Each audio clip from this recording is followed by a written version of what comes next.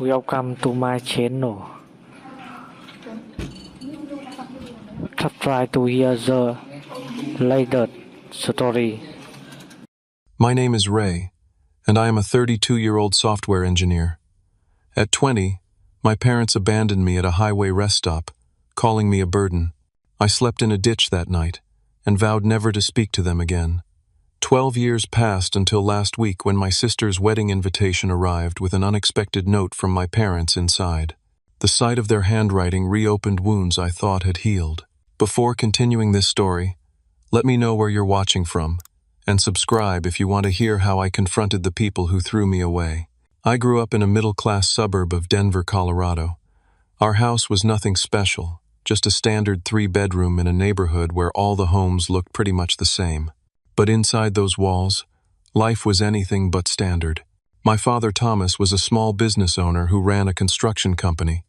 He had built it from the ground up and took immense pride in his work. That pride, however, came with a volatile temper that could be triggered by the smallest things. One minute he would be helping me with homework, and the next, he would be shouting about a pencil I had left on the dining room table. His mood swings were as unpredictable as Colorado weather in spring. My mother, Sandra, was what some might call appearance-obsessed. Everything had to look perfect, especially to outsiders. She spent hours each day on her makeup and outfit choices. Our home was always immaculate when guests were expected, but behind closed doors, she was emotionally distant. I can count on one hand the number of times she hugged me after I turned 10. Physical affection was replaced with criticism about my posture, my clothes, or my haircut.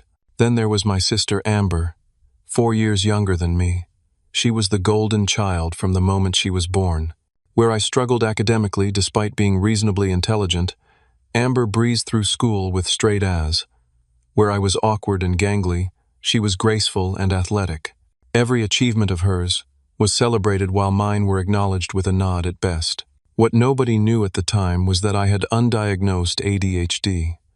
I could hyper-focus on things that interested me, like computer programming, but struggled immensely with subjects that didn't engage me. My report cards were a patchwork of A's in computer science and D's in subjects like history and literature. When I discovered programming in middle school, it was like finding a language I had always known but never spoken.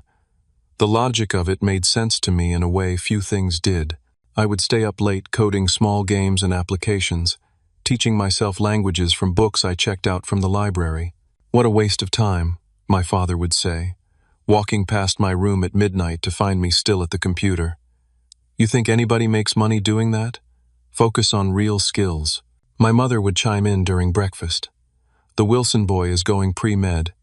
The Thompson's daughter just got accepted to an engineering program, and you want to play with computers all day. Around the time I turned 16, things started to change at home. My father's business began struggling. The housing market had slowed down, and competition from larger companies was eating into his profits. The financial strain showed in everything from fewer family dinners out to heated arguments between my parents late at night when they thought we were asleep. As the financial situation worsened, I became an increasingly convenient target for their frustrations.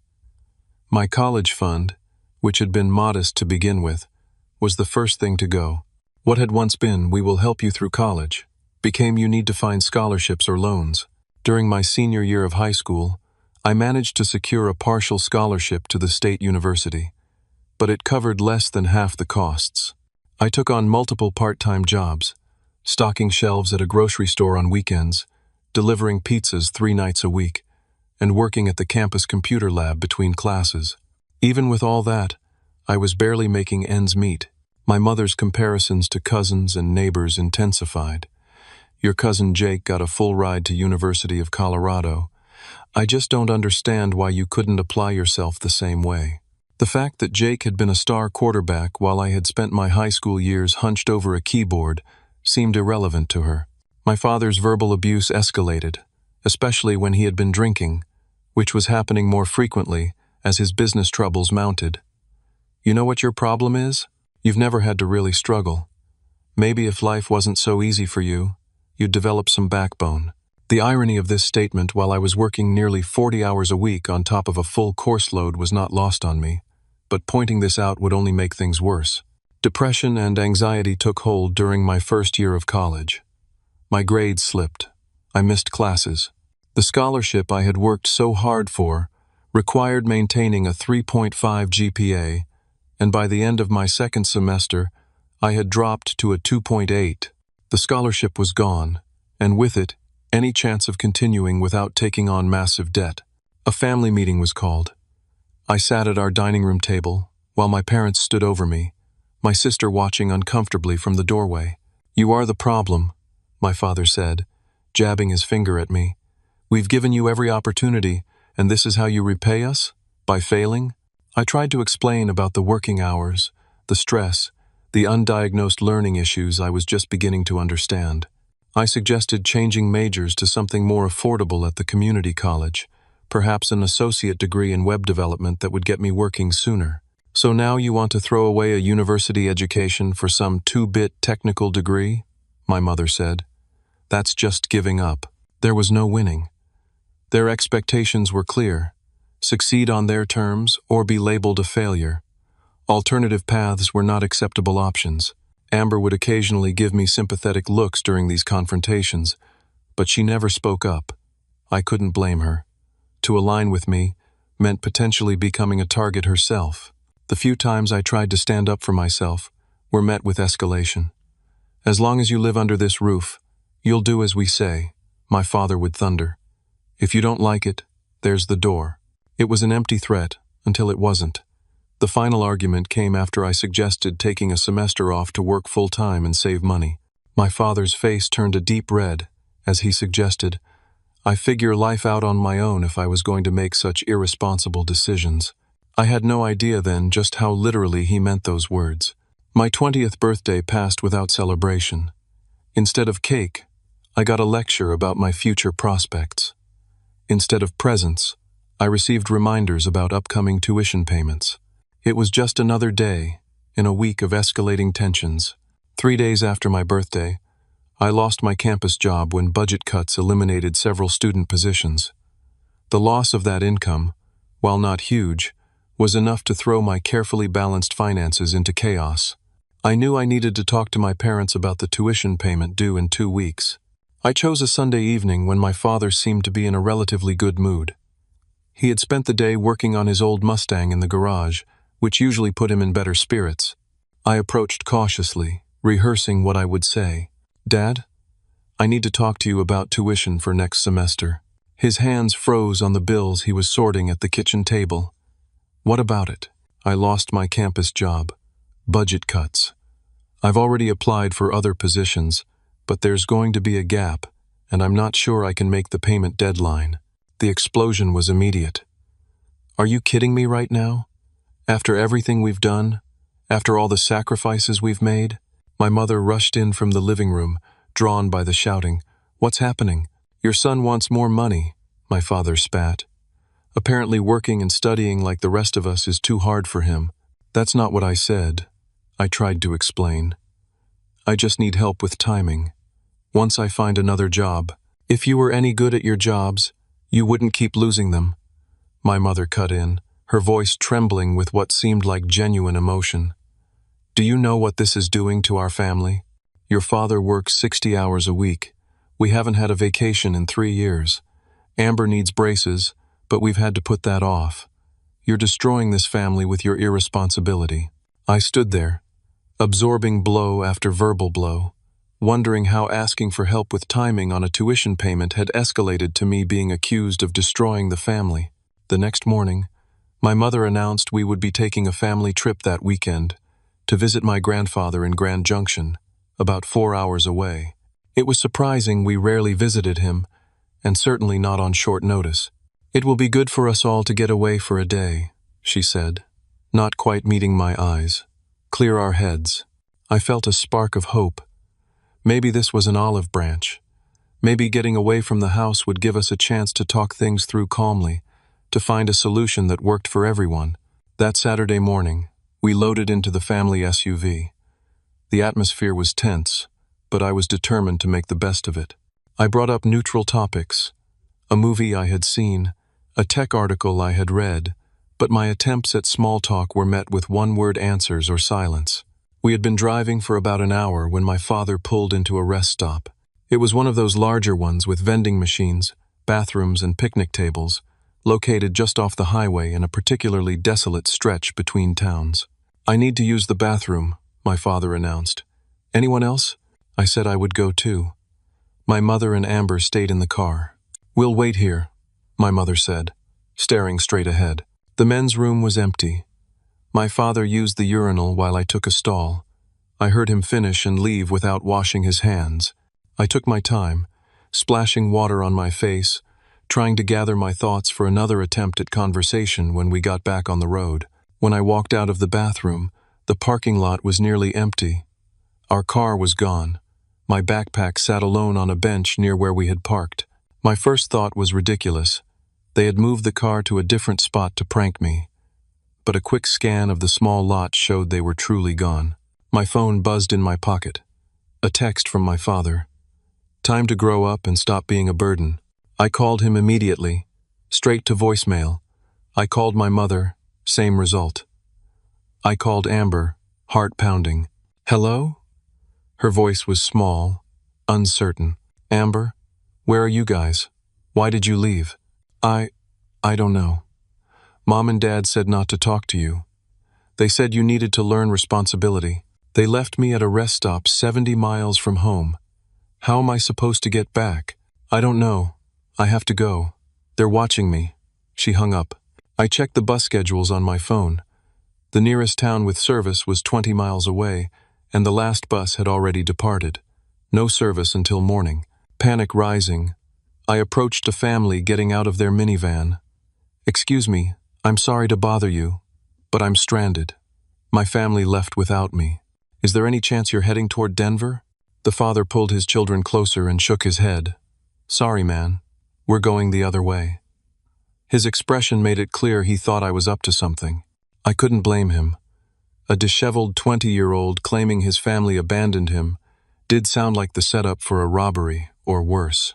I tried a few more groups with similar results. As the afternoon wore on, the traffic at the rest stop thinned out.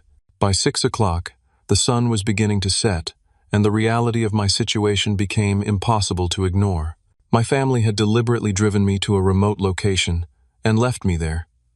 They had planned this, the surprise trip, the specific rest stop, the backpack already removed from the car. This wasn't a heat-of-the-moment decision. It was premeditated abandonment. As this realization sank in, my chest tightened. My breathing became shallow and rapid.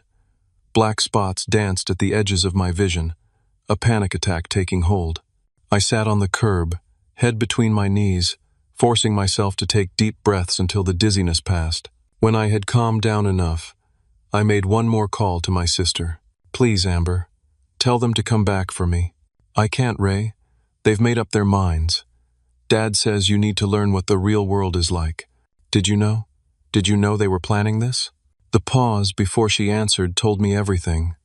I didn't know exactly what they were going to do, but she had known something. My own sister had sat silently while our parents plotted to abandon me in the middle of nowhere. "I have to go," she said quickly. "Someone's coming." The line went dead, and with it, my last hope that this was all some terrible mistake that would soon be corrected. Night was falling, and I was truly alone. As darkness fell completely, the temperature dropped rapidly.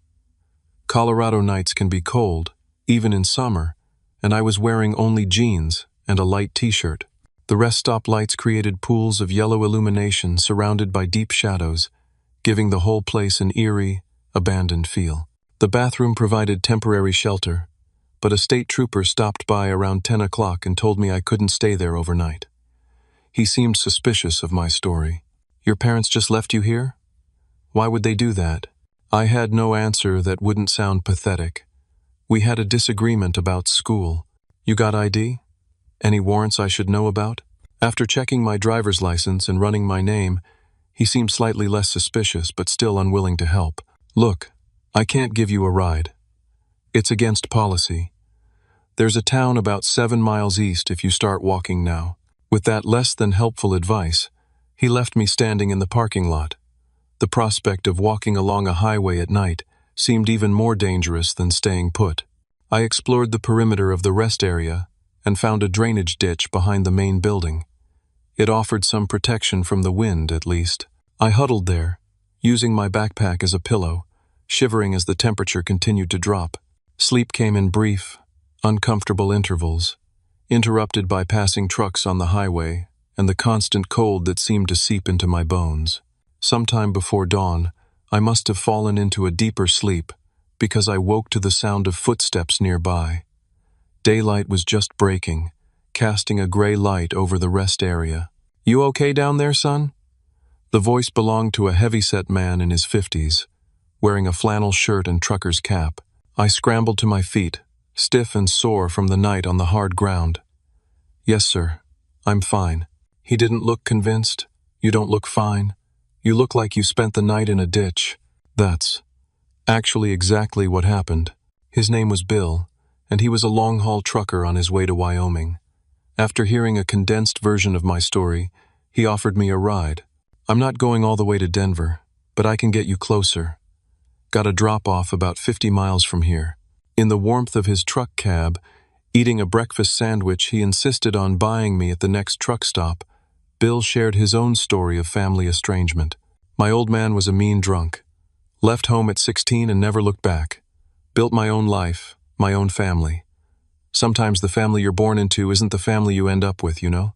He dropped me off in a small town I'd never heard of, still about 15 miles from home.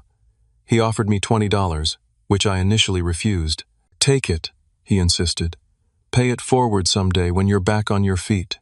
The walk home took nearly 5 hours. My phone had died, and I had no way to charge it. I trudged through unfamiliar neighborhoods, following signs toward the general direction of Denver. By the time I reached our suburban street, the sun was high, and I was exhausted, hungry, and emotionally numb. As I approached our house, I noticed something off about the front door. It took a moment to register there was a new deadbolt installed. I tried my key in the original lock, but it wouldn't turn. The security keypad had been reset too. Mrs. Patterson from next door was watering her flowers, watching me with undisguised curiosity. I gave her an awkward wave, trying to appear normal while attempting to break into what had been my home less than 24 hours ago. "They left early this morning," she called over. Said something about visiting family. That's when I noticed the garbage bags. 3 black plastic bags were piled neatly by the side gate, clearly full of household items. On top was a white envelope with my name written in my mother's perfect handwriting. The note inside was brief. "Find your own path. Don't contact us again." I opened the bags there on the lawn, aware of Mrs. Patterson, and now Mr. Grayson across the street watching. The bags contained my clothes, some books, my laptop, and various personal items. My entire life, reduced to 3 garbage bags. With shaking hands, I pulled out my phone charger from one bag and plugged my dead phone into an outdoor outlet on the porch. After a few minutes, I had enough charge to make a call. Tyler had been my friend since middle school. His family had always been kind to me, even if we had drifted somewhat apart during college. "Tyler? It's Ray. I need help." The hardest part was explaining the situation. Each word felt like admitting a shameful failure. My own parents found me so worthless. They had literally thrown me away. Tyler's shock was evident even through the phone. "Are you serious? They just left you there? What the hell, man?" "I know it sounds crazy. I can barely believe it myself." "Where are you now?" "Outside my house." "Well, their house, I guess. Stay there. I'm coming to get you." Tyler arrived 20 minutes later. By then, I had repacked the bags and was sitting on the curb, trying to ignore the stares from neighbors. Tyler helped me load my bags into his car, his expression a mix of anger and disbelief. "You can stay with us for a bit. I need to clear it with my parents, but they won't say no." His parents were less enthusiastic than Tyler had predicted. Mrs. Winters was sympathetic but concerned. "Of course you can stay, Ray, but just for a few days until you figure something out. We don't have much space, as you know." I spent that first night on their living room couch, using borrowed toiletries and wearing the same clothes I had worn for 2 days. The humiliation was complete when I had to ask Tyler for a clean pair of underwear. That night, I tried contacting my sister again, only to discover she had blocked my number. The final blow came in the form of an email from my mother. "This is for your own good. Become a man. Make something of yourself. Prove us wrong." In the Winters bathroom, I finally broke down. I sat on the closed toilet lid and cried silently, not wanting to wake the family that had taken me in. I cried for the loss of my family, for the shameful way I had been discarded, and for the uncertain future that stretched before me. Most of all, I cried for the naive 20-year-old who had still, despite everything, believed his parents wouldn't really hurt him like this. That belief was gone now, washed away with tears I couldn't afford to keep shedding. The Winters family let me stay for 2 uncomfortable weeks. I slept on their couch, kept my possessions neatly stacked in a corner of their living room, and tried to make myself as invisible as possible. Mrs. Winters would give me these tight smiles whenever she entered the room, clearly counting the days until I would be gone. Finding housing was my priority. With no credit history, no stable income, and no cosigner, most legitimate apartment complexes wouldn't touch me. I ended up answering an ad for a room in a shared house in one of Denver's less desirable neighborhoods. My new home was a converted attic space in a dilapidated Victorian divided into 6 makeshift bedrooms. My roommates were a rotating cast of characters: a night shift nurse who slept during the day, a guy who claimed to be a music producer but seemed to deal drugs on the side, and 3 community college students who partied most nights. I landed a job at a fast food restaurant, working double shifts whenever possible. The pay was barely enough to cover rent and basic necessities. I sold my textbooks, my laptop painful, given my interest in programming and other possessions to make ends meet. The only things I refused to sell were the few family photos I had grabbed. Despite everything, I couldn't let go of those tangible proofs that I had once been part of a family. About a month after being abandoned, I received a text from an unknown number. It was Amber, using a friend's phone. "Can we meet? Coffee shop on Hampton Ave tomorrow at 3? I was there by 2:30, nervous and hopeful. Amber arrived looking uncomfortable, constantly checking the door as if afraid our parents might walk in. "They told everyone. You chose to leave," she said, stirring her latte without drinking it. "Dad says you wanted independence and opportunities elsewhere. Mom cried at church about how you just up and left without saying goodbye. The unfairness of it hit me like a physical blow. They abandoned me at a rest stop 70 miles from home. They changed the locks and packed my stuff in garbage bags." Amber looked down. "I know. I was there. I'm sorry, Ray. I should have said something." "Why didn't you? You know how they are. Especially Dad. When he gets an idea in his head," she trailed off. "They're talking about using your college fund for a kitchen renovation." My college fund that supposedly didn't exist anymore. Just one more lie. "Are you okay? Do you need money?" she asked. I was barely surviving, but pride made me shake my head. "I'm fine. Got a job, a place to stay." "Mom checks your social media every day, you know, to see if you've posted anything about what really happened." I hadn't posted anything. What would I say?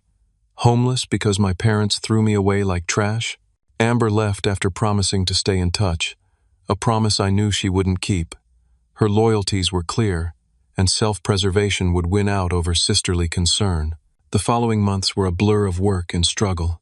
One particularly bad week, when my portion of the rent was due and my paycheck was delayed because of a processing error, I spent 2 nights sleeping on a bench in a park. I told myself it was just temporary, that things would get better, but in those dark hours before dawn, it was hard to believe. I swallowed my pride and applied for emergency financial aid and food stamps. Standing in the welfare office, surrounded by struggling families and elderly people on fixed incomes, I felt both shame and a strange sense of community. These were people society had failed in various ways, just as my family had failed me. My turning point came unexpectedly. Jordan, an assistant manager at the restaurant where I worked, noticed me studying a programming book during my breaks. "You into computers?" he asked one day. "Yeah, Was studying computer science before I had to leave school. He nodded thoughtfully. My brother's company needs someone to help with their website. It's nothing fancy, just updating content and fixing small issues. Interested? That side gig led to a promotion at the restaurant to shift supervisor after Jordan put in a good word. The slightly better pay allowed me to rent a tiny studio apartment in a safer neighborhood. It was barely 200 square feet, with a kitchenette and bathroom, so small I had to step outside to change my mind, but it was mine. The furniture was salvaged from alleys and thrift stores, a futon that doubled as a bed, a wooden crate as a nightstand, a wobbly desk from a university surplus sale. But having my own space, with a door I could lock, felt like luxury after months of instability. Despite this improvement, depression and isolation remained constant companions. I worked, came home, slept, and repeated the cycle. Making friends was difficult when most social activities cost money I didn't have. Dating was out of the question. Who would want someone whose own parents had thrown him away? I started a small website business, using public library computers. My first real client paid $500 for a simple business site, more money than I had seen at once in months. I spent some of it on a refurbished laptop, investing in my future rather than immediate comfort. About 8 months after being abandoned, I had a chance encounter that shook me. I was working at the mall food court location of the restaurant when I spotted them, my parents, shopping bags in hand, laughing about something. They hadn't seen me. I ducked into the back storage area, heart racing, hands shaking. My manager found me there having a full-blown panic attack. "Take the rest of your shift off," she said, concern in her eyes. "Whatever's wrong, take care of yourself first." I couldn't explain to her or anyone what was wrong, that despite the months of building a new life, the sight of the people who had abandoned me could still reduce me to a trembling wreck. That incident made me realize how unhealed my trauma remained. I had been so focused on physical survival that I hadn't addressed the emotional devastation. Trust became a foreign concept. I kept people at arm's length, afraid to rely on anyone. The friendships I did form remained superficial. I never told anyone the full story of how I ended up alone. Holidays were the hardest. Working through Thanksgiving and Christmas became my tradition, volunteering for shifts others wanted off. Better to stay busy than sit alone in my tiny apartment while social media filled with family celebrations. One night, scrolling through Facebook, I saw photos from Amber's college graduation. My parents beamed proudly beside her, my father's arm around her shoulders. The caption read, "So proud of our amazing daughter. Off to grad school next fall." I stared at those photos for hours. Not because I begrudged Amber her success, but because the smiling people in those pictures were strangers to me.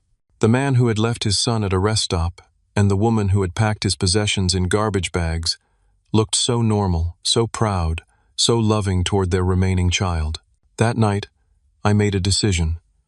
I would succeed not to prove them wrong, not to earn their approval or regret, but for myself. I would build a life so complete they would be irrelevant to it. I enrolled in night classes at the community college while continuing to work full-time. The schedule was brutal: work from 7 in the morning until 4 in the afternoon, classes from 6 to 9 at night, homework until midnight, then up at 5:30 to start again. My first real breakthrough came when I landed a web development contract for a local nonprofit. The project paid enough that I could cut back to part-time at the restaurant. Within a year of being abandoned, I moved to a slightly better apartment, still small, still in a modest neighborhood, but with a separate bedroom and enough space for a proper desk. Looking back at that first year, I'm amazed I survived it. But humans are remarkably adaptable, even to circumstances that seem unbearable. One foot in front of the other, one day at a time, I had begun to build something from the ashes of the life that had been burned down around me. My path forward changed when I met Professor Daniels. I had been doing odd computer repair jobs to supplement my income, and the community college computer lab needed help setting up new equipment. Professor Daniels, who taught advanced programming courses, took notice of how quickly I diagnosed and fixed networking issues. "You have a natural aptitude for this," he said, watching me work. "Are you a student here?" just taking a few night classes when I can afford them. He studied me thoughtfully. Would you be interested in auditing my advanced programming class? No credit, but you'd learn a lot, in exchange for helping maintain the lab. That offer was the first domino in a series of opportunities. With access to the computer lab after hours, I could work on projects without relying on public library computers with strict time limits. Professor Daniels became the mentor I desperately needed, pushing me to learn more, challenging me to solve complex problems. My web design business grew slowly but steadily. I created a portfolio site showcasing my work, focusing on clean design and functionality. Word-of-mouth referrals brought more clients: a local bakery, a law office, a daycare center. Each project improved my skills and expanded my professional network. Professor Daniels encouraged me to apply for a special scholarship program for non-traditional students with demonstrated skill in technology fields. The application required letters of recommendation, a portfolio, and an essay about overcoming obstacles to education. I wrote about financial hardship and family circumstances without detailing the abandonment. Some truths were still too painful to share. When the acceptance letter arrived, offering a full scholarship to complete my degree, I sat on my apartment floor and cried. Not from sadness this time, but from vindication and hope. This was something I had earned entirely on my own merit. With the scholarship covering tuition and providing a small stipend, I moved to a better apartment in a safer neighborhood.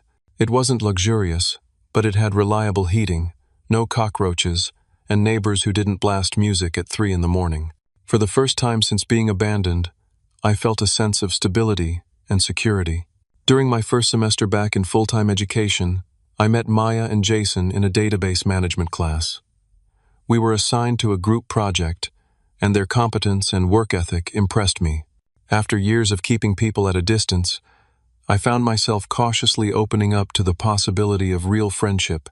When I graduated with my bachelor's degree in computer science, Maya and Jason organized a small celebration dinner. It was nothing fancy, just pizza and beer at a local restaurant, but having people who genuinely cared about my achievement meant everything. It was the first time I felt like I belonged somewhere since losing my family. My first real job came through one of Professor Daniels' industry connections, an entry-level position at a promising tech startup developing inventory management systems. The starting salary seemed astronomical compared to what I had been earning, though it was standard for the industry. Still, receiving that first paycheck felt surreal. I advanced quickly, partly due to skill but largely through relentless work ethic. While colleagues complained about tight deadlines or working occasional weekends, I remembered ditch sleeping and park benches. No work challenge could compare to true desperation. 3 years after starting at the company, I bought my first new car, a modest Honda, nothing flashy, but purchased with my own money, in my own name. Driving off the lot, I felt a rush of pride and independence that had nothing to do with impressing others and everything to do with personal achievement. Holidays became less painful as I created new traditions with my chosen family of friends. Thanksgiving at Maya's apartment, with everyone contributing dishes. Christmas Eve movie marathons at Jason's place. New Year's celebrations with colleagues who had become friends.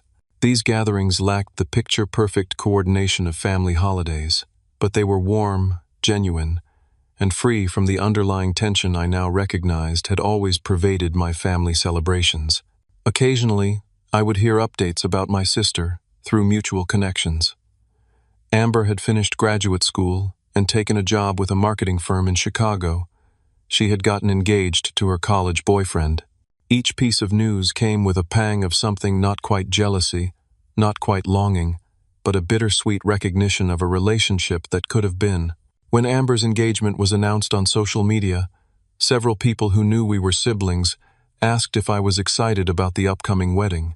I deflected these questions with vague responses about busy work schedules and travel difficulties. The truth that I hadn't spoken to my sister in years and didn't expect an invitation would have led to uncomfortable questions I wasn't prepared to answer. Despite my improving circumstances, I recognized that I needed professional help to address the abandonment trauma. Weekly therapy sessions became part of my routine. My therapist, Dr. Lin, helped me understand that my hypervigilance, trust issues and fear of rejection stemmed from that fundamental betrayal. What they did says everything about them and nothing about you, she would remind me. You were not abandoned because you were unworthy of love. You were abandoned because they were incapable of providing appropriate parental love and support. At 28, I was promoted to senior developer and then team lead. My responsibilities expanded to include mentoring junior developers, some of whom reminded me of my younger self, eager, somewhat awkward, hungry to learn. I took particular satisfaction in helping those who came from disadvantaged backgrounds or unconventional educational paths. When I turned 30, I bought a small house in a pleasant Denver suburb, nothing extravagant but mine. The day I signed the mortgage papers felt monumental, definitive proof that I had not only survived, but thrived after being discarded. Around this time, I learned through a mutual friend that my parents had been asking about me. Apparently, my father's business had recovered, and they were curious about what had become of their son. The news stirred a complex mix of emotions: anger that they would think they had the right to know about my life, curiosity about their motivations, and a small, unwelcome flutter of validation that they were thinking of me at all. I decided to maintain my distance. Whatever curiosity or remorse they might be feeling didn't erase 12 years of silence, 12 years during which they had made no attempt to find out if I was even alive. As my career solidified, I found purpose beyond professional success. I began volunteering with a program teaching coding to kids from low-income neighborhoods. Seeing their excitement when they created their first program or built their first website brought a joy that promotions and paychecks couldn't match. Dating had always been challenging given my trust issues, but at 31, I met Sophia at a tech conference. She was brilliant, kind, and patient. Our relationship developed slowly, built on mutual respect and honesty. 6 months in, I finally told her the full story of my family and abandonment. We were sitting on my back porch, the summer evening warm around us. I had been vague about my family since we'd started dating, and she deserved the truth. I don't speak to my family because they abandoned me when I was 20, I said, the words coming out in a rush. They drove me to a rest stop 70 miles from home and left me there with nothing but a backpack. I slept in a drainage ditch that night. I told her everything: the years of struggle, the homelessness, the slow climb back to stability. When I finished, I was shaking, afraid to look at her, afraid to see pity, or worse, disbelief. Instead, when I finally met her eyes, I saw something unexpected: anger on my behalf, and a deep compassion that asked nothing in return. "Thank you for trusting me with that," she said, taking my hand. "What happened to you was wrong, deeply wrong, but look at what you've built from nothing. That's extraordinary, Ray." In that moment, I realized something profound. The story of my abandonment wasn't just a tale of victimhood and survival. It was also a testament to resilience, to the human capacity to rebuild from devastation. For the first time, I felt a flicker of gratitude, not for the abandonment itself, but for the strength I had discovered in its aftermath. I had no idea then that my carefully constructed peace was about to be challenged by a wedding invitation and a handwritten note that would reopen questions I thought I had answered years ago. The envelope arrived on a Tuesday, a cream-colored rectangle with my name and address written in familiar handwriting. I recognized Amber's looping script immediately, though I hadn't seen it in years. The return address showed Chicago, confirming my suspicion about who it was from before I even opened it. Inside was exactly what I expected: a formal invitation to Amber's wedding, scheduled for 6 weeks later in Denver.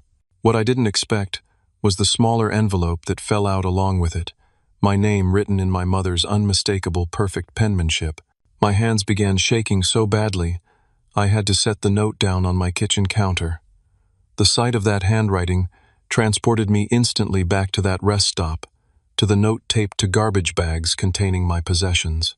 The physical reaction was intense: racing heart, shallow breathing, cold sweat breaking out across my forehead.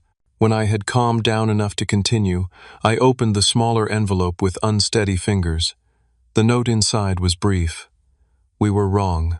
We're sorry. Please come." I sat at my kitchen table, staring at those 8 words for what felt like hours, 12 years of silence, and this was all they had to say? A vague acknowledgement of wrongdoing, and an invitation to pretend it had never happened? No explanation, no real apology, just an expectation that I would come running back at their summons. My phone rang that evening, an unknown Chicago number. I almost didn't answer, but some instinct told me who it might be. Ray? It's Amber. Her voice sounded exactly the same, perhaps a bit more mature, but still recognizably my little sister. I got your invitation, I said, trying to keep my voice neutral. And the note. I know it's a lot to take in, and I know things ended badly. Ended badly? That's how you characterize abandonment? They left me at a rest stop, Amber. They changed the locks. They told people I chose to leave. A long pause. I know. And they were wrong. They know that now. 12 years later, they've had a change of heart? It's been a long process, she said carefully. They've been asking about you for years, actually. Since about 5 years ago, when Dad's business really turned around. Mom, especially. She's not the same person she was back then. Why should I care? Why should I believe anything they say? You shouldn't, she said, surprising me. You have every right to tell all of us to go to hell. But I'm getting married, Ray, and despite everything, you're my brother. I'd like you to be there. She went on to explain that our parents had experienced a significant reversal of fortune after I'd been gone about 3 years. My father's business had landed several major contracts, and their financial situation had improved dramatically. With that pressure removed, they had apparently begun to question their actions. Mom started seeing a therapist after her anxiety got really bad, Amber explained. That's when things started to change. She began to understand what they had done to you. And Dad? He's still Dad. Stubborn, difficult to read, but he asks about you. Keeps newspaper clippings when your company is mentioned in business articles. The idea that my father had been tracking my career was both unsettling and strangely affecting. I had worked so hard to convince myself that I didn't care what they thought, that their opinion had no power over me. Yet here I was, feeling a complex emotion at the thought of my father collecting evidence of my success. I can't just pretend nothing happened, Amber. I can't play happy reunion at your wedding. I'm not asking you to. I'm just asking you to consider coming. For me, yes, but also maybe for yourself. For closure, if nothing else. After we hung up, I called my therapist and scheduled an emergency session. Dr. Lin listened as I poured out the conflicted emotions the invitation had triggered. What are you afraid would happen if you went? She asked. That they'd hurt me again. That I'd let them. And what are you afraid would happen if you didn't go? That question was harder to answer. That I'd always wonder. That I'd regret not seeing for myself what they had to say. In the following days, I discussed the situation with my closest friends. Maya was firmly in the tell them to go to hell camp. They don't deserve your forgiveness, she insisted. Jason was more measured, suggesting I could attend purely on my own terms. You've built a life they have no part in. You have all the power now. Sophia, as always, provided the most balanced perspective. Whatever you decide, I'll support you. But remember, forgiveness isn't about them. It's about freeing yourself from carrying the weight of what they did. The wedding invitation arrived at a time when I thought I had finally healed from my past, but it quickly became clear how much power those old wounds still held. Nightmares I hadn't experienced in years returned, dreams of being lost, of calling for help with no response, of searching empty houses for a family that had vanished. I spent hours researching family estrangement and reconciliation. The stories I found were mixed, some beautiful reunions, some disastrous attempts that only deepened the original wounds. There was no clear roadmap for navigating this territory. That's actually exactly what happened. I created a detailed pros and cons list about attending the wedding, trying to approach the decision analytically, since my emotions were too turbulent to be trusted. On the pro side, supporting Amber, gaining closure, satisfying my own curiosity, demonstrating my success. On the con side, potential emotional devastation, reopening healed wounds, giving them access to my life they hadn't earned.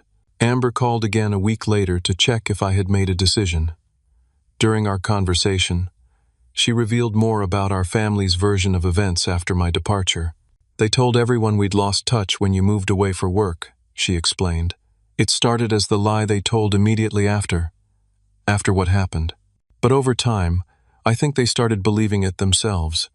It was easier than admitting what they'd done. She also shared news that hit me hard. Our grandfather had passed away 3 years earlier. I hadn't known. No one had thought to tell me, or perhaps they hadn't known how to reach me. There are people in the family who miss you, Amber said. Aunt Laura asks about you every Christmas. Cousin Michael named his son after you. One evening, I sat down and wrote a letter I had no intention of sending, pouring out 12 years of anger, pain, confusion, and grief. I wrote about the night in the drainage ditch, about the humiliation of homeless shelters, about holidays spent alone while they celebrated with Amber. I wrote until my hand cramped and tears blurred my vision. Then I burned the letter in my backyard fire pit, watching the ashes rise into the night sky. The pressure increased when Amber mentioned that several relatives had been told I might attend. Great Aunt Edith says at 87, she might not have another chance to see you.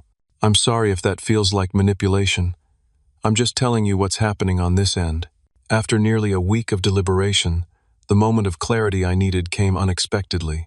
I was driving home from work, stuck in traffic, half listening to a podcast, when the thought crystallized. I could attend this wedding on my terms. I didn't have to seek their approval or forgiveness. I didn't have to pretend everything was fine. I could go for my own closure, to look them in the eye as an adult who had survived their worst moment. That evening I called Amber and told her I would attend, with conditions. I would bring Sophia as my +1. I would not participate in family photos beyond one with Amber if she wanted it. I would stay at a hotel, not with family. And I would leave if things became too difficult. That's fair, she said, relief evident in her voice. More than fair. I spent the weeks before the wedding preparing both emotionally and practically. I worked with Dr. Lin on coping strategies for triggering situations. Sophia and I shopped for appropriate attire. I wanted to look successful without appearing like I was trying to prove anything. I rehearsed simple, neutral responses to the inevitable questions from relatives. What have you been doing all these years? I work in software development. How about you? Why haven't we seen you at family gatherings? Work keeps me busy. Tell me about your children. I booked a hotel room far enough from the wedding venue that I wouldn't accidentally encounter family members, but close enough that transportation wouldn't be an issue. I arranged for a rental car so we'd have our own means of escape if needed. The night before we left for Denver, I had my final therapy session before the trip. Dr. Lin reminded me of how far I had come. 12 years ago, they held all the power. Tomorrow, you meet them as equals, actually. More than equals. You've built something they tried to prevent. Remember that. As Sophia and I packed for the trip, I felt a strange mix of dread and anticipation. Whatever happened at this wedding, it would be a turning point. After 12 years of silence, I was about to face the people who had thrown me away, not as the desperate, abandoned 20-year-old I had been, but as the successful, self-sufficient man I had become despite them. Are you ready for this? Sophia asked as we loaded our suitcases into the car. No, I admitted, but I'm going anyway. The drive back to my hometown felt like traveling through time. Landmarks I hadn't seen in 12 years appeared both changed and hauntingly familiar. The suburb where I grew up had expanded, with new developments sprawling into what had once been open fields. The mall where I had worked had been renovated, barely recognizable except for its general outline. We checked into our hotel, a mid-range chain where I'd booked a standard room. Nothing flashy, but comfortable and neutral territory. The wedding wasn't until the next day, but the rehearsal dinner was that evening. Amber had invited me, though she'd understood completely when I declined, promising to see her at the ceremony instead. That decision was tested when Sophia and I entered the hotel restaurant for dinner and came face to face with my parents in the lobby. They had aged, of course. My father's dark hair was now mostly gray, his tall frame slightly stooped. My mother looked thinner than I remembered, lines around her eyes and mouth that hadn't been there before. For a moment, we all froze, a tableau of mutual shock despite knowing we were in the same city for the same event. They seemed smaller somehow, less intimidating than in my memories. My father's expression registered surprise, then something like shame before settling into an unreadable mask. My mother's eyes filled with tears. "Ray," she said, taking a half-step forward before stopping herself. "You came." "For Amber," I replied, my voice steadier than I expected. Sophia squeezed my hand, a silent reminder of her support. I introduced her briefly, not wanting to extend this unexpected encounter. "We're just heading to dinner," I said. "We can talk tomorrow at the wedding." My father nodded, seeming relieved at the reprieve. "We're glad you're here, son," he said, the word son landing strangely in the space between us. In the restaurant, safely seated at a table far from the lobby, Sophia studied my face. "You handled that well." "It didn't feel real," I admitted, like I was watching someone else talk to them. The wedding was being held at a country club on the outskirts of town. We arrived precisely on time, slipping into seats at the back just as the music started. I caught glimpses of familiar faces, aunts, uncles, cousins I hadn't seen in over a decade, but focused on the ceremony itself. Amber looked beautiful, radiantly happy in a way I hadn't seen since we were children. Her fiancé, now husband, gazed at her with genuine adoration during their vows. Whatever else had happened, my sister had found someone who truly loved her. At the reception, Amber found me immediately, hugging me with surprising strength. "You came. You really came." I said I would. "I know. But, thank you." She turned to include Sophia. "Both of you. This means everything to me." The inevitable reunion with extended family followed. Some were awkward, clearly having believed whatever story my parents had told about my absence. Others were genuinely warm, especially Aunt Laura, who held onto my hands and studied my face as if memorizing it. "You look so much like your grandfather," she said. "He would have been proud of the man you've become." I was midway through a conversation with one of my cousins when my father approached, asking if we could speak privately. We stepped out onto the venue's terrace, the spring evening pleasantly cool. "I've rehearsed this conversation 1,000 times," he began, "and none of it seems adequate now." "It's been 12 years, I said. "That's a long time to rehearse." He acknowledged this with a nod. "I won't make excuses for what we did. It was wrong, unforgivably wrong. Yet here you are, seeking forgiveness. Not seeking it, not expecting it, just acknowledging the wrong." Finally, he explained, as Amber had, about the financial troubles that had pushed him to the breaking point. The construction company had been weeks away from bankruptcy. The house had been mortgaged to the limit. My mother's family had been supporting them secretly, with terms that came with shame and resentment. "We were drowning," he said, "and instead of reaching out for help, I took it out on you. Made you the problem so I didn't have to face my own failures." The honesty was unexpected. I had anticipated defensiveness, perhaps a sanitized version of events. Instead, he was offering context without using it as an excuse. "Do you know what happened to me afterward?" I asked. "Do you have any idea what those first years were like?" He looked down. "Amber told us some. Not right away. Later, when things had stabilized, she said you were homeless for a while. I slept in parks. In shelters when I could get a bed. I worked multiple minimum wage jobs, and still barely made rent in a place with drug dealers for neighbors. I'm sorry, Ray. It doesn't change anything, but I am truly sorry." The wedding reception continued inside, the sounds of celebration creating a strange backdrop for this sober conversation. I studied my father's face, searching for the man who had been capable of abandoning his son. He was there, in the stubborn set of the jaw, but there was something else too, a weariness, perhaps wisdom, that hadn't existed before. "I don't forgive you," I said finally. "I can't.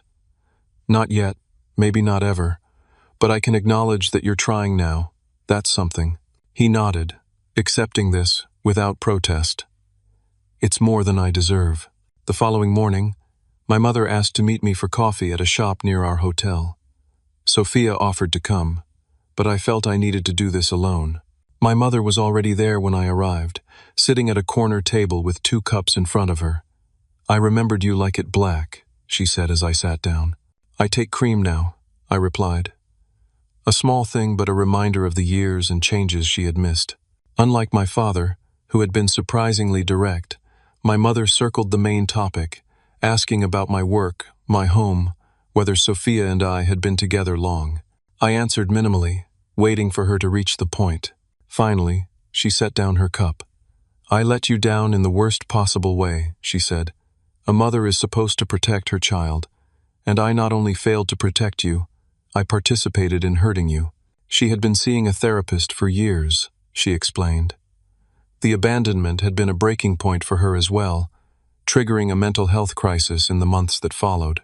"I told myself we were teaching you independence, helping you become a man, but those were lies to ease my conscience." The rehearsed quality of her words suggested therapeutic talking points, but the emotion behind them seemed genuine. "I know words mean nothing after what we did. I just needed you to hear that I know it was wrong. Deeply, unforgivably wrong." "Why now?" I asked. "It's been 12 years. Why reach out now?" "We've been trying to find you for years," she said. "You changed your name?" I nodded.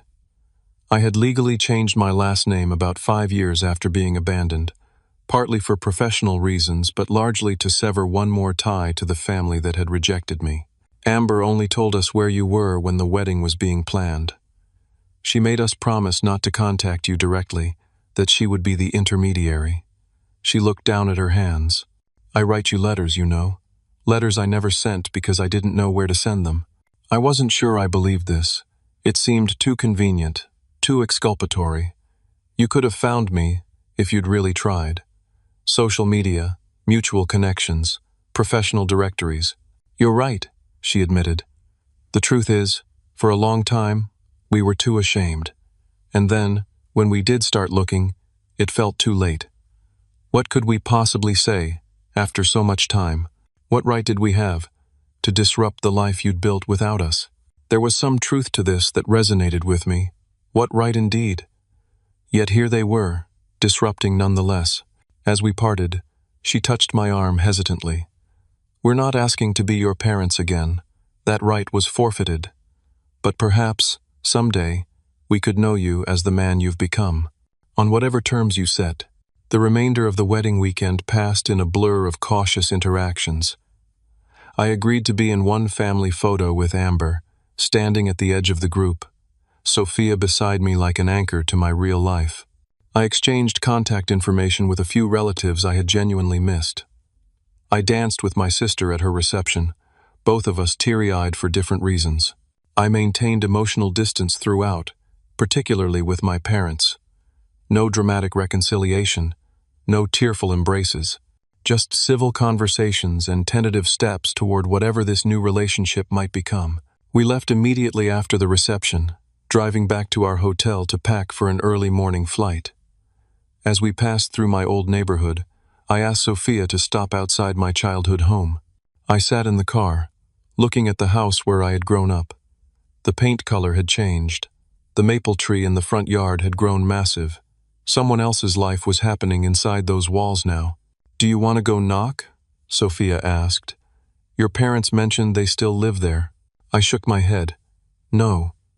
This isn't about going back. It's about acknowledging where I came from without being defined by it." In the weeks since returning home, I've had one phone call with Amber and exchanged a few text messages with my mother. My father sent an email with some old family photos he thought I might want. Small, tentative connections, carefully managed on my terms. I don't know what this relationship will become. I'm not sure I want a close connection with the people who were capable of such cruelty, regardless of how they might have changed. But I've discovered that maintaining rigid boundaries isn't the same as harboring hatred. I can allow limited contact while protecting the life and self I've built. The most valuable lesson from this experience isn't about forgiveness or reconciliation. It's about standing firm in your own worth. My parents' greatest crime wasn't abandoning me physically. It was trying to make me believe I had no value beyond what I could provide for them. Proving them wrong wasn't about financial success or career achievements, but about building a life rich in meaning, connection, and integrity. Their loss was immeasurable. They missed, knowing the remarkable man their son became, not because of their actions, but despite them. The strength I discovered in myself during those darkest days has become the foundation upon which I've built everything else. If you're watching this and have experienced abandonment or rejection from those who should have loved you most, know this. Your worth isn't determined by those who couldn't see it. The family you choose, friends, partners, mentors, can provide the support and love your biological family failed to give. And sometimes, the greatest achievement is simply surviving, standing tall in the knowledge that you made it through what was meant to break you. I'd love to hear your stories of resilience and rebuilding in the comments below. Have you reconciled with estranged family or found peace in maintaining distance? Whatever your path, please know you're not alone. Subscribe if you'd like to hear more stories of overcoming adversity, and share this video with someone who might need to hear that abandonment isn't the end of their story, but possibly the beginning of a stronger one. Thank you for listening, and remember you are worthy of love, regardless of who failed to show it.